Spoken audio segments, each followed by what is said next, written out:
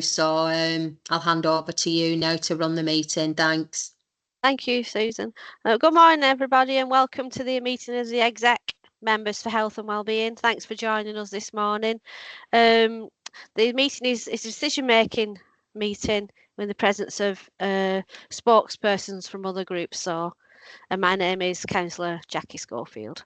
So welcome, everybody, and thanks for coming. So we've got 2 items on the agenda which you've all seen already and should have a chance to read through. And as always, if you need to ask a question or want to comment, then if I can just ask you to raise your hand either virtually or with your hand, that'd be great, so I can make sure I can see you all when you ask a question or whatever.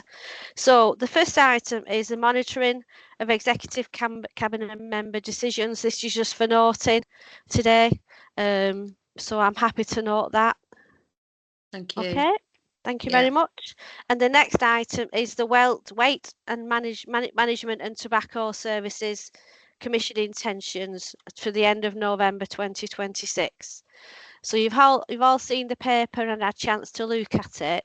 I'm just wondering if anybody would like to talk through this from us, from the team, and then take any questions afterwards. That'd be okay? So who's taking that? Karen might be able to just give us a couple of headlines from it. I know you've had the report to read it, but we can just give a couple of headlines. A couple of quick headlines, that's fine. Thank you. Hi, everybody. Karen Cassidy from Public Health. So the paper sets out, as you can see, that we've currently got 3 separate contracts for weight management and tobacco, one for weight management tier 1 and 2 services, and 2 separate contracts for tobacco smoking cessation services. They're all with the same provider.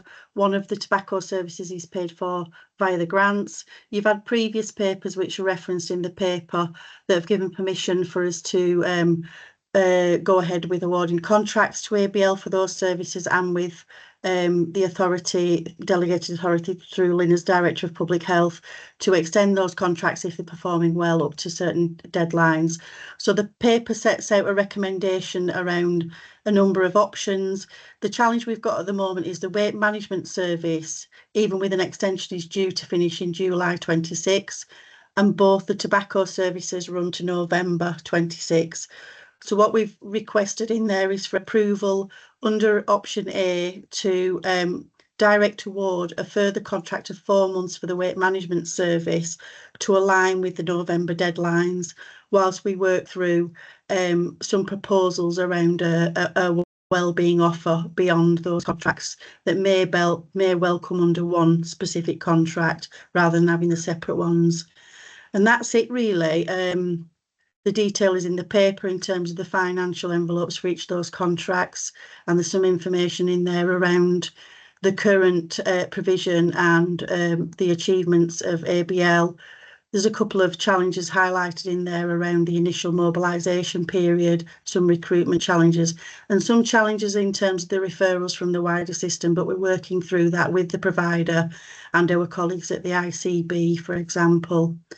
So I don't know if there's any particular questions on that paper or on that recommendation. Any questions or comments?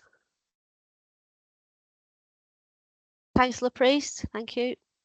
I was just wondering, has any thought been given to the injections for weight loss and any provision for that as to who going forward would provide that service? I know there's a lot of talk about it in the press, and I'm sure there's an awful lot. I mean, I know there's an awful lot of people that actually do it privately through pharmacy and etc. So I'm just wondering if there's any thought gone into how we're going to manage that going forward. Yeah, so Councillor Priest, that comes under tier 3 weight management services, which are not our responsibility in public health or within the council. They would be services commissioned by the health system, the ICB. So we're having some of that dialogue with ICB colleagues at the moment around where is it we want to get to in terms of an offer overall for people. In terms of our tier 1 and tier 2 services, the criteria goes up to a specific BMI. Beyond that certain BMI, tier 3 then kicks in.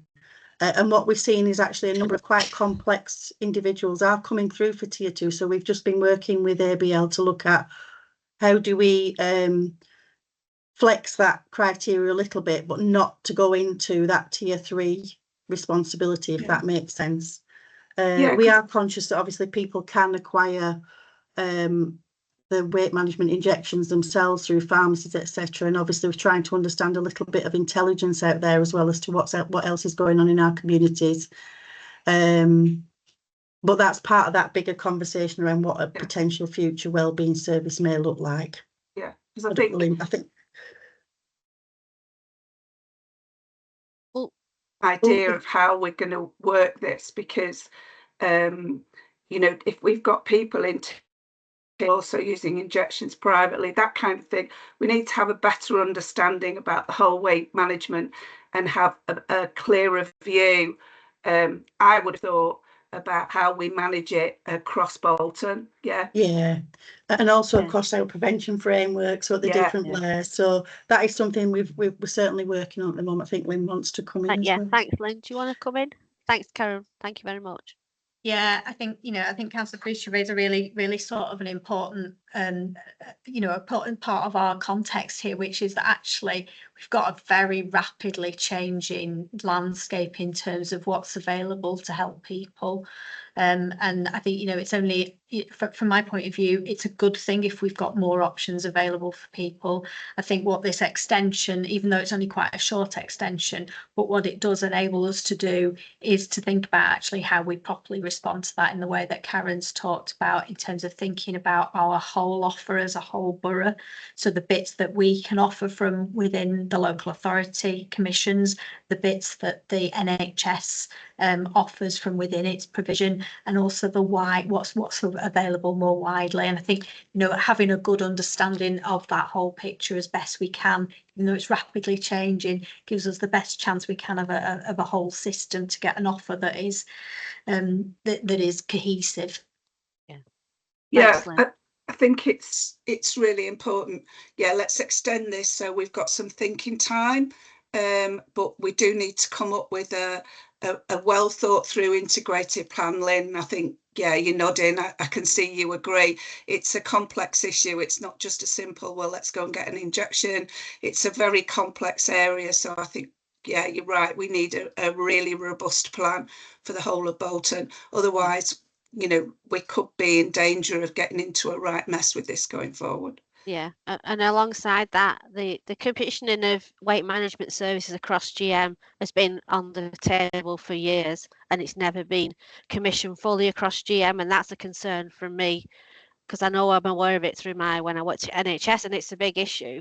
But the other thing is the risk associated with private use. So it's really complicated. But I think for me, as long as I'm happy to approve option A, so we can at least extend our service and then do a full review as part of that and see where we come out at the end of it.